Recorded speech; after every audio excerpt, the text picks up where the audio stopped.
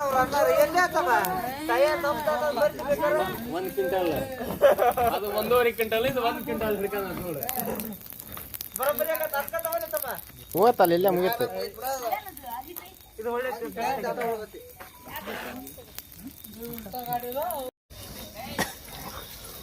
ಈಗ ಬೀಳಕತ್ತ ಒಳ್ಳೆ ದೀಪ ಬಿದ್ದಂಗ. ಏ ಹಬ್ಬದಾಗ ಯಾವ ಸುಂದ್ರ ಬರ್ತಾವ ನಾವು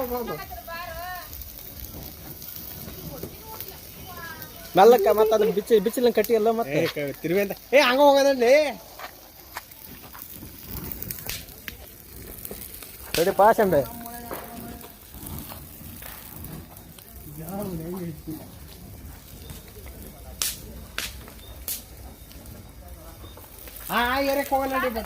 ತಡಿ ಚಪ್ಪಲಿಕೆ ಮಾಡ್ತೀನಿ.